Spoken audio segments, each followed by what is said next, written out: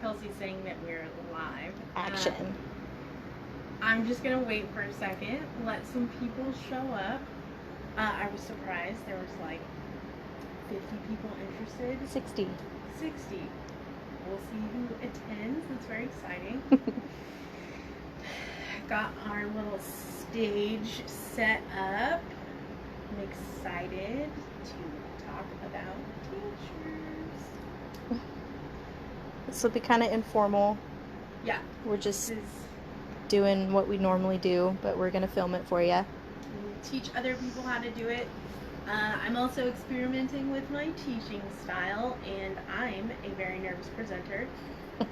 So this is just practice. Continual practice.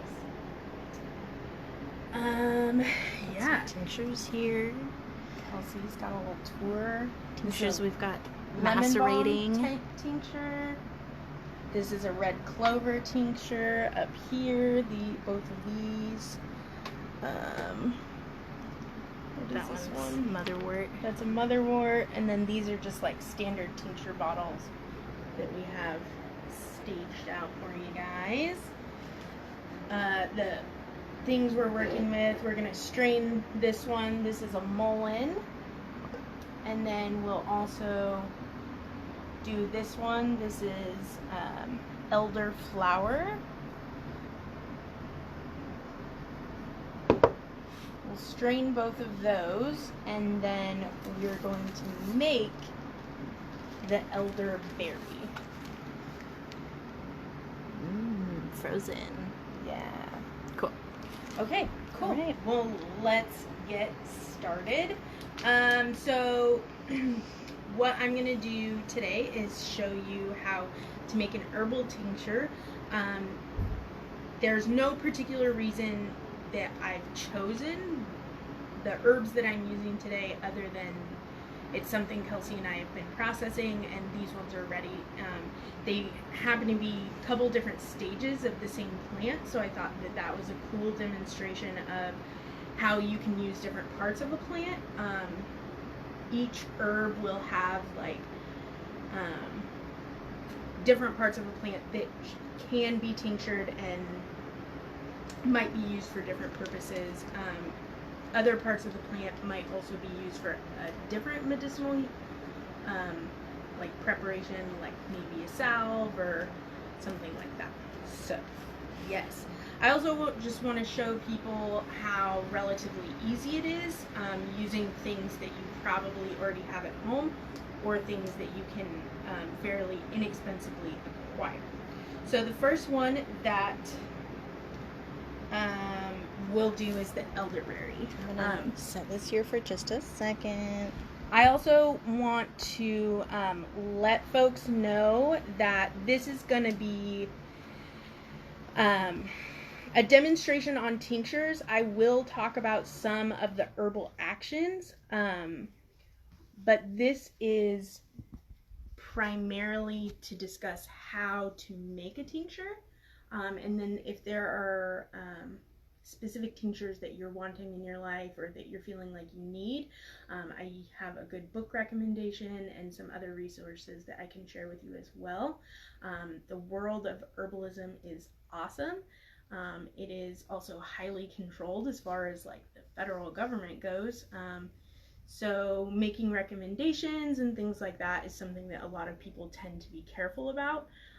That said, there's a lot of folk and traditional medicine based around herbalism, so it's something to check out. Cool. So we'll start with the elderberry. So what I have here is these were fresh frozen. So we harvested these elderberries 3 years ago, September 2017. We went and wild harvested them in the Ashland area. There are a lot of kind of community guidelines for wild harvesting, so definitely explore those. You want to be super respectful of how you're harvesting things, where you're harvesting things from, and things like that. So research those. So when you're making a tincture, It is preferred that you use fresh material whenever possible. That's not always possible, so you can make things out of dry material, and that is perfectly okay. There are great herbal suppliers throughout Oregon as well as locally. We have a couple awesome herb suppliers in the Rogue Valley. Herb Farm is a great one. Oshala Farms is also an awesome one. Kelsey and I grow a lot of our own herbs. It's really easy. It's super easy, and we also sell a lot of plant starts in the spring so that you could grow your own, which I think is the most empowering, the most educational, and the most sustainable way to make herbal medicine. Also affordable. It's, yeah, super affordable, and I think there's just a really cool, like, spirit to it. There's something really empowering about producing your own medicine while you're producing your own food as well, no matter what quantity or, big or small. Okay, so for this one, we're gonna see if I can get this into this jar. So for a fresh tincture, the goal is to fill the vessel like 3/4 full. There are some people who do very strict like weight ratios, and that is a totally acceptable way of doing that.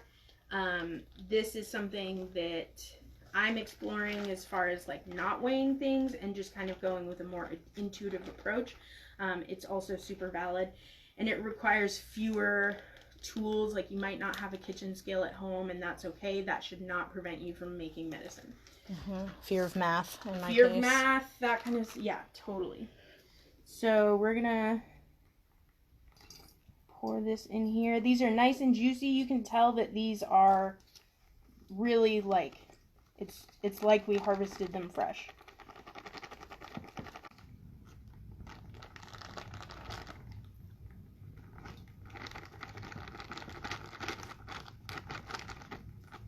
Ooh, a bigger hole. Maybe, yeah.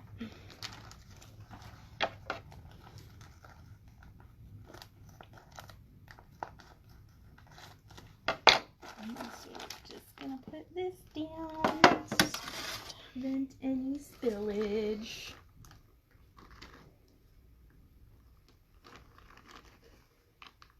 We'll see. This might not be quite 3/4, but I think it's going to be close enough. You just want your alcohol to cover the top at least. Okay. We're going to call that good. Oh, they're so pretty. They're super pretty.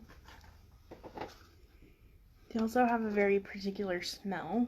Kind of just herby and planty, but the color is really nice. Today I am just using the cheapest vodka that I could find. I think it was like $12 for a half gallon.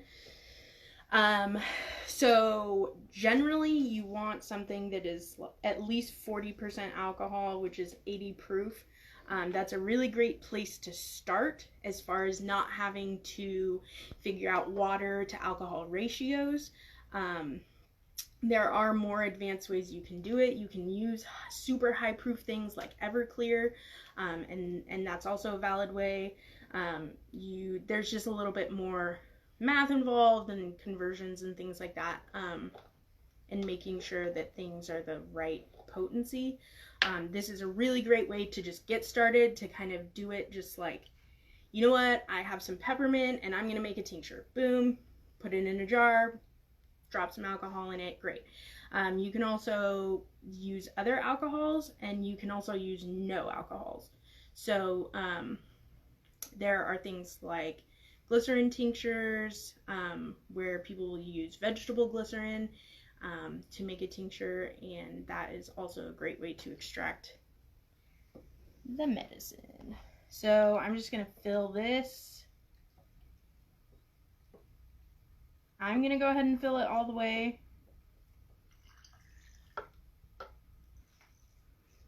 Finish off my bottle here. You can see that the juice has made this like awesome pink color, which is super neat.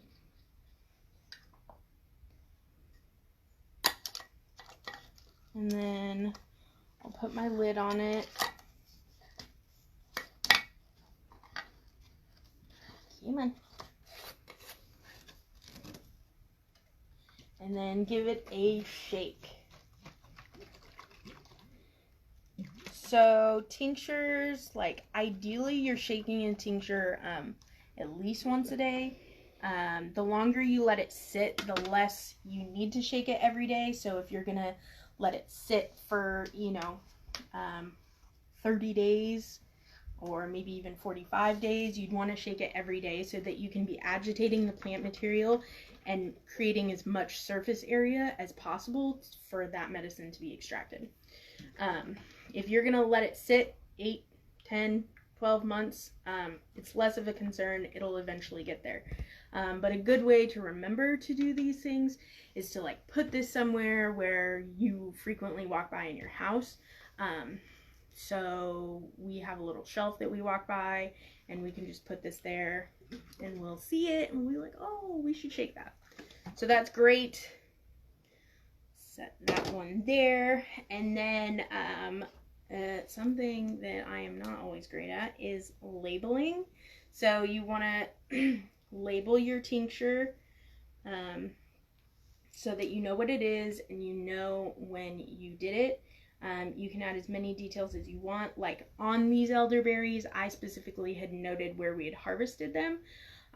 Over time, you might notice a different quality of product if you're continually like exploring new areas to harvest things, or maybe you try out a new variety in your garden or something like that. It's just good to keep tabs on whatever details you think might be important to you. So we'll do this one.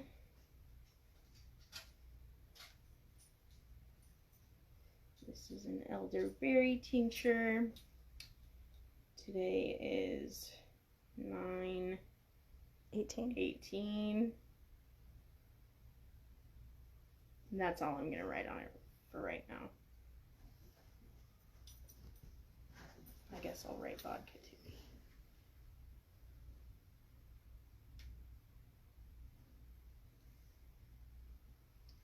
So that is that one. Use whatever tape you want. I generally use masking tape, but I don't have it, so I'm going to use something else. And today that's duct tape. It's not always pretty, but the contents are good, and it's just going to sit on our personal apothecary shelves, so that's all we really need. You can see that this is a huge volume compared to how tinctures are normally sold. So if you go buy a tincture in a grocery store or health food store or a co-op, you're typically going to buy something that's in a 30 ml bottle. This is 30 milliliters, and they're generally equipped with a standard like 1 milliliter dropper. So one of the reasons that Kelsey and I haven't harvested elderberries in the last couple of years is because this will last us potentially 2 years, right? If we were both taking it throughout the cold and flu season, it would last us a pretty good amount of time. So there's no reason for us to go harvest that plant if we're not going to put it to use. So we might re-up our freezer storage this year and make sure that we have some options if we need to make some for friends or something. But so the volume compared to the cost is like super incredible. You could buy a tincture. Usually they range, like $9, maybe up to $15, $20, depending on what the type of tincture is. This is a plant that has grown in the Rogue Valley for a really long time and a lot of the Pacific Northwest. So this is something that you could try to not purchase if you're able to. and save some money that way. And then, like I said, the vodka costs $13 for an entire half gallon. So you could make this in a much smaller quantity and literally make it for pennies, which I think is super empowering. I am a super frugal person, and I also like making my own stuff. So yeah, it's a fun process. There's that. I also, before I transition, want to show you all the herb book. This is Kelsey's personal favorite. I am more interested in the medicine making stuff, and Kelsey has a really awesome like herbal knowledge. So when I'm feeling a particular way, I'm like, Kelsey, what should I be, like boosting my body with right now? And she's like, oh, I know. So this is one of her favorite books, and I'm going to read the elderberry entry just so you all understand like why we're making this. So the scientific name is Sambucus nigra, and that using scientific names for herbs can be important. It is a way to communicate across languages, and it's also a way to be very specific about the plant. So this entry is written based on the black elderberry, which is similar to the blue elderberry that we have here. They have similar medicinal actions and things like that. So common parts used are the flower, which will strain, as well as the berry, which we have here. It is considered a relaxant, an antioxidant, an adaptogen, a decongestant, a diuretic. It has immune enhancing actions. It's an astringent and an anti-inflammatory, and has antimicrobial properties. This also has a cool list of like different things that you might use it for, and how it can work throughout your body. So like I said, today's like demonstration is less about the herbs themselves, because there's so much research out there and there's so much information, and you can make those decisions about whether it's the right herb for you. But yeah, I just wanted to share that resource. Yeah. Do you have any input? We are amateur herbalists, so yeah, we have much to learn still as well. Absolutely. But we learn through doing. So, yes. Okay. So we're going to strain the elderflower next. I have a whole new set of tools to do this process. I need to go focus. There we go. So pretty. Okay.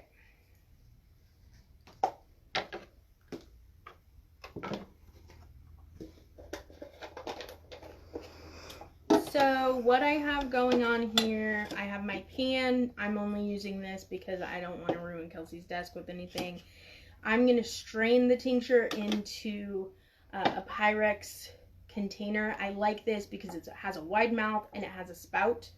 And then I'm going to use this contraption, which is personally one of my favorite things. It is called a ricer. So this is like a giant garlic clove press. You can see it has like little holes in it. Has a really big area. Fit lots of stuff. Boom, boom. You attach it. I got this at a Goodwill in Corvallis in college. It was one of those things where we were like, we need a ricer, and we're going to walk into Goodwill and we're going to find a ricer. And we totally did. So be intentional. I'm using this because I cannot currently afford a tincture press. So there's one local company that I know of, Strictly Medicinals, that makes tincture presses. They're like $1,000, and while it's a really awesome piece of equipment, I just feel like that is not super accessible to everyone. It's not accessible to me right now, and that is okay. So, and it doesn't match the volume. It doesn't, yeah, with like which for we're making them. Yeah, for the amount that we're making, it doesn't justify spending $1,000. I want a cedar before I want a tincture press. So, this is cheesecloth. You can get that at any health food store or in any like canning supply section of a grocery store. It's probably like $3 for a pack. And you can do a lot with it. So this is the elderflower. We have 2 different harvests in here. If anyone follows me on my personal Instagram, I did a little tutorial about making this tincture. So that's cool. I did that a while ago.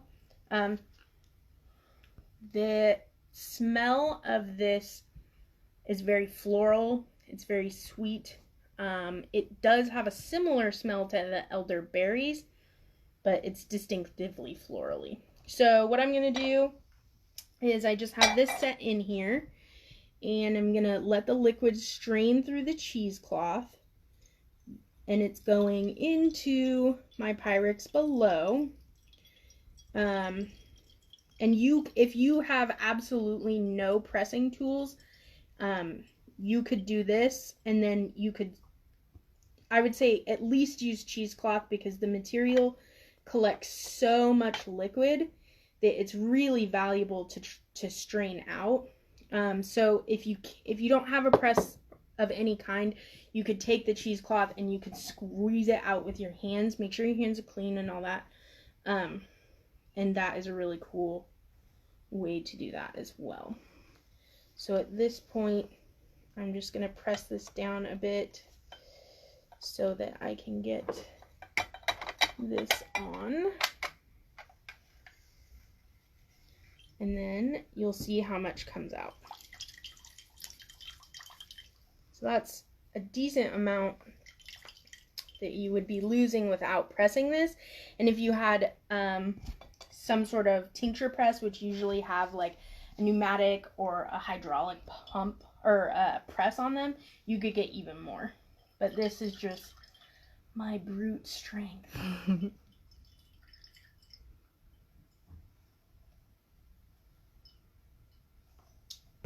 Depending on how committed you are, you can also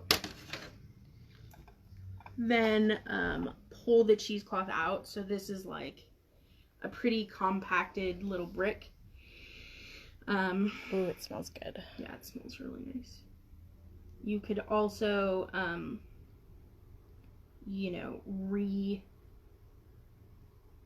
kind of redistribute it and break it up and get a new, like, fresh directional squeeze on it. These are clumps of flowers, so that might not be super practical on this one. But we'll give it one more squeeze.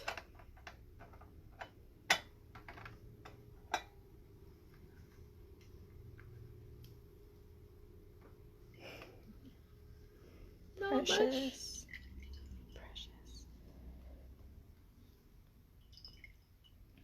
Okay. I'm gonna call it good.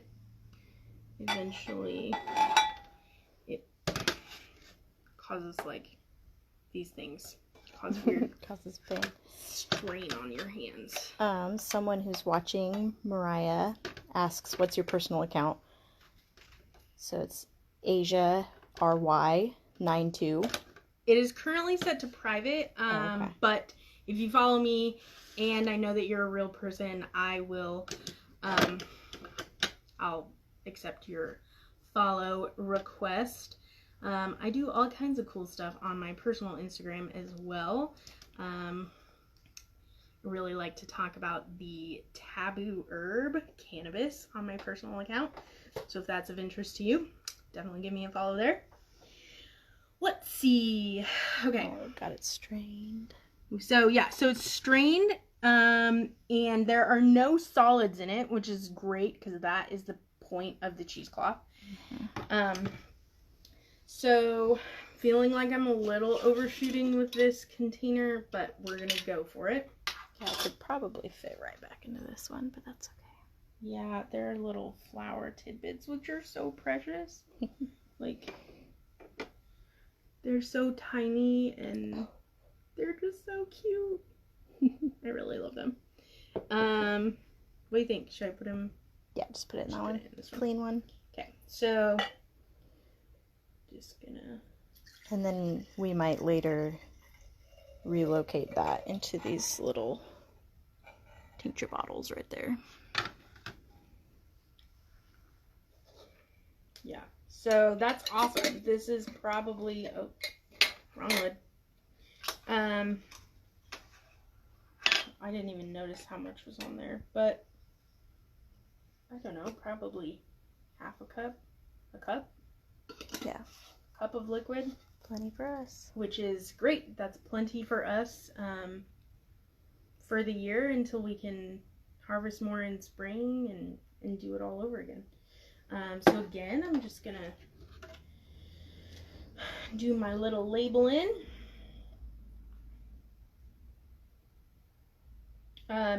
A good thing to do on like a finished product. I did not originally label this, but I have like a vague date. So you could write 2 dates on this one. You could do like a tincturing date and then an extraction date, just so you can keep, if you do a rotation of anything, you know what you have going on. So we have elderflower. I bet that most people did not know that the plant is elder, period. And that the berry refers to the berry and the flower is the flower. I didn't know that for a really long time. Where do you get your tincture bottles from when you order them? There are, so if you're buying small quantities in the Rogue Valley, you can go to the Medford Health Food Store. They are in the Winco Shopping Plaza. They are super awesome people. Shout out to Greg and his partner. And they also run a farm, Fox Run Farm. And then I got oops, like green ones, and I also have like a black one and some rainbow ones. I got those at the herb shop in Grants Pass. So locally, those are great places. I think you could probably get them from like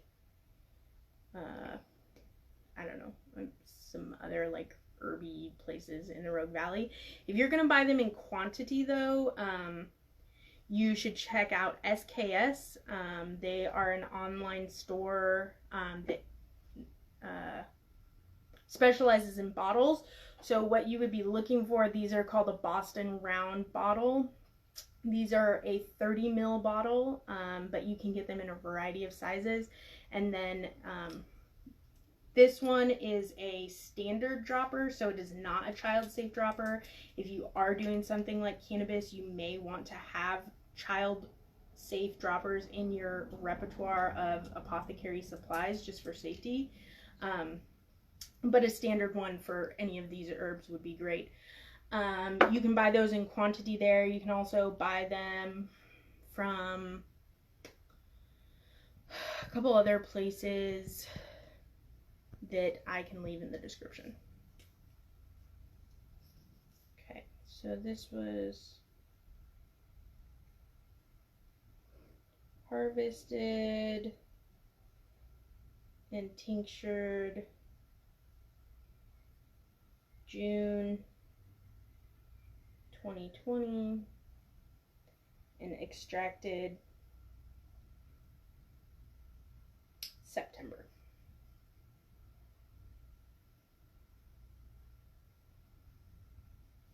Okay.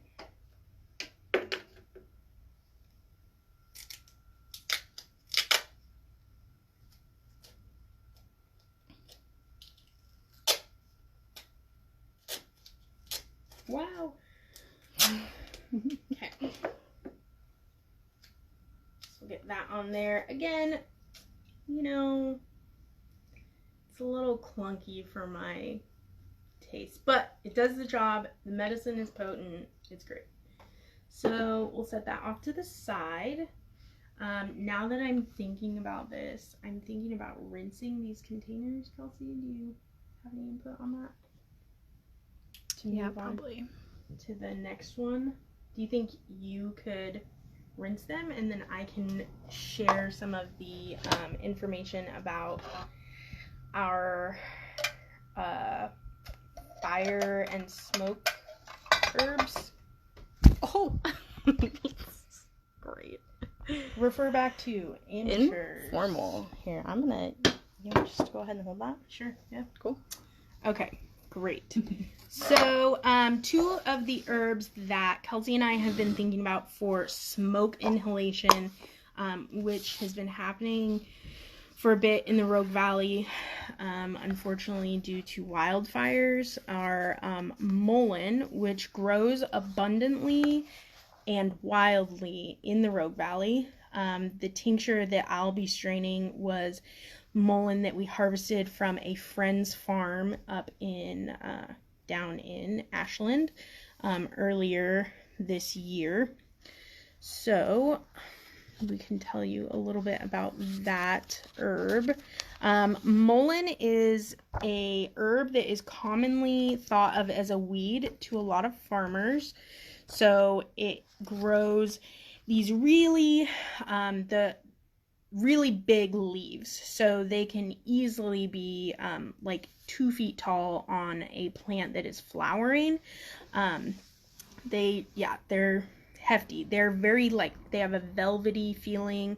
If you see the flower stalk, it's a very tall one, and it usually has like yellow flowers in like a sort of like phallic shape.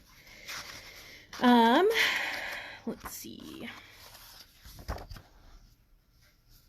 So the scientific name of mullein is Verbascum thapsus. Also, there's no right way to pronounce any of these things. Don't let anyone tell you that there is. This is an impressive biennial with tall spikes of yellow flowers, and it is commonly found in Europe, Asia, and North Africa. Its downy leaves and flowers make soothing medicine for irritating coughs and for relieving pain in ear infections. So another thing you can often make out of mullein is like an earache oil, which is really cool. Maybe we'll explore that mode of medicine at some point. Also really good for smoking, ironically. Oh, yes. Yeah, you can add dried mullein into like an herbal smoking blend, which it has its own effects when you inhale it versus like when you take a tincture, and most herbs do. They act a little bit differently, but somewhat consistently. So this is an expectorant, which means that it helps get things up and out. It is also an astringent, it is a sedative, it is a decongestant, and it is an antispasmodic. So again, the book goes on to discuss a variety of other actions and things like that. So that is the mullein. And the other herb that we have been thinking about for smoke is marshmallow. So marshmallow is a fun plant. That is something that we grew this year in a super small quantity and didn't get like an amazing harvest off of, but it's definitely something that we will explore in the future. That one is Althea officinalis, and this is a stately perennial that grows in marshes by the sea in Europe and Western Asia, and in abundance of mucilage makes marshmallow the most soothing of medicines, cooling irritation and inflammation, ideal for treating sore or inflamed mucous membranes. So if your lungs are sore, if your nose and sinus, It's really nice. It's got soft velvety leaves. Yeah. And the root is mucilaginous, and that's what coats the mucous membranes. And it's really soothing and protective. Yeah. Thanks, Kelsey. I love marshmallow. So this is an emollient. It's an anti-inflammatory, an antiseptic, a diuretic, an immune enhancer. So This one, it's going to be a tough one to strain because it's so fluffy and it holds a lot of liquid in its leaves. So Bear with us. This is the mullein. We will probably not get all of this into this one piece of cheesecloth. But yeah, I packed this jar full. We're gonna try. That was not 3/4 full. That was all the way full. This was also a fresh herb tincture. Like I said, we harvested this from a friend's place in Ashland. We harvested it right before it flowered. Some people will harvest it at various stages, and that is okay. Everybody has their own reasoning for that. So these are the very fuzzy leaves. They're all soaked up. Yeah, that's just like one leaf, so that's pretty cool.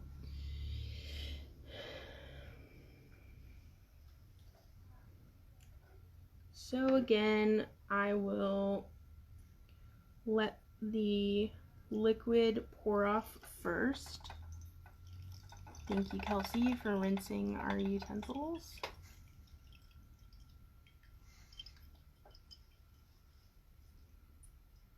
You're gonna need something to get that out. Still going.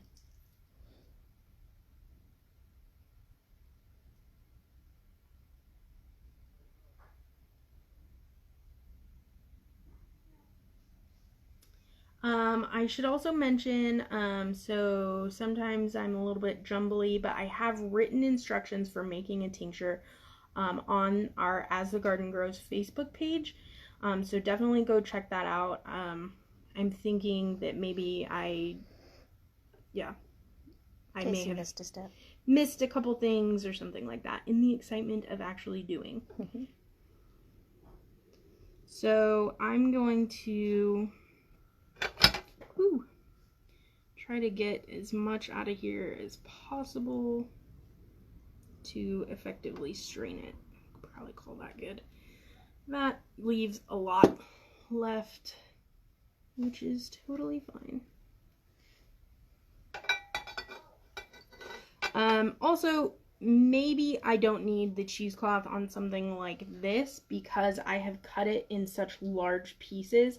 It will filter out any like noticeable sediment, but where you would really want cheesecloth is if you were doing like a root tincture. Roots, especially if you do ground roots, are it's like a lot of sediment, and so the cheesecloth is helpful to get that out. And flowers too, like the elder. Yeah. Red clover, I should have used cheesecloth on my red clover.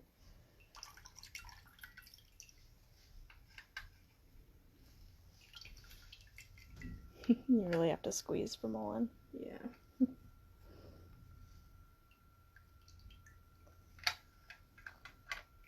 Because we have so much to get through, I am not going to rehash this one. We're just gonna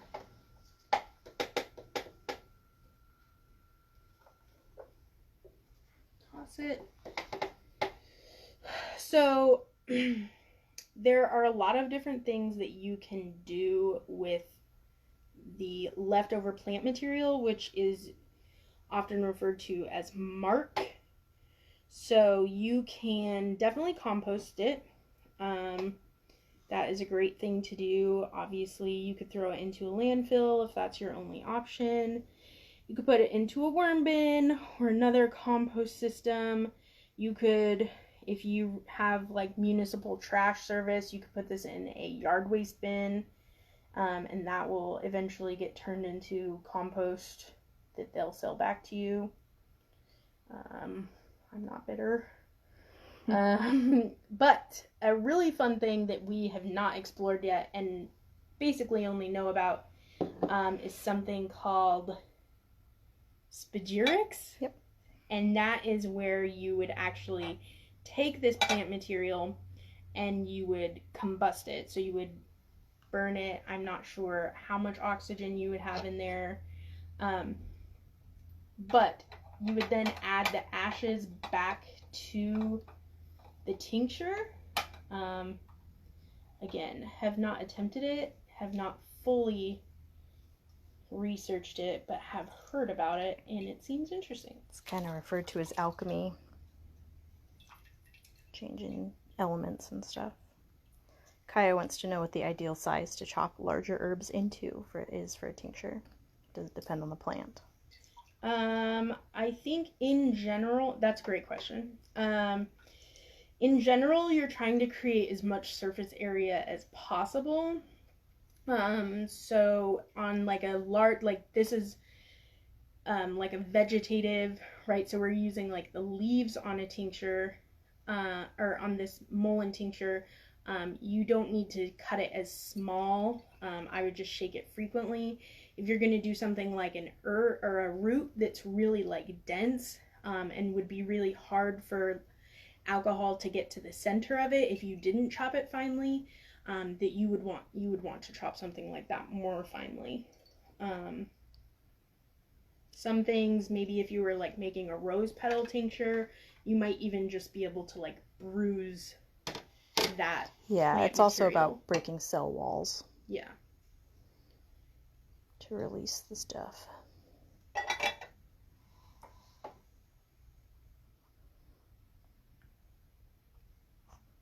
We can also finish this later. Yeah. So quite a bit more to do. You can see how much the mullein really absorbs things. We will continue that. There's so much in there at some point, but I am gonna pour what I have off just so you can understand like what the volume is, and really like what the benefit is to like making it yourself. So this is something that, you know, if you're making tinctures in large quantities and you have friends who have access to one herb or another herb, that you could totally swap these things and just make sure everybody's comfortable with your techniques and your practices, and sharing in that and disclosing, you know, whatever. So we're definitely not done extracting this, and we have almost 2 cups. So that's really cool.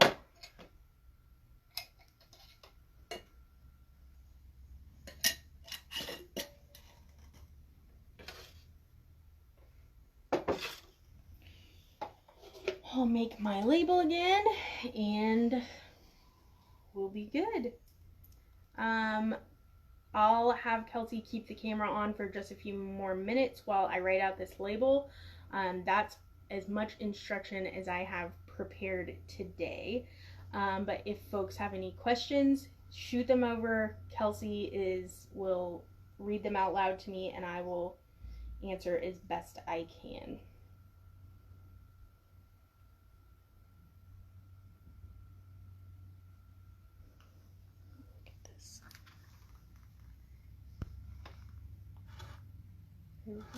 No, I'm looking at the tincture.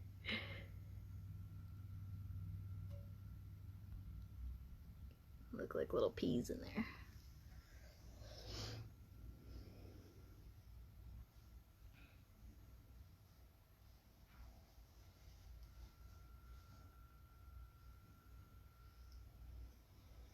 Okay, I'm gonna wrap up here.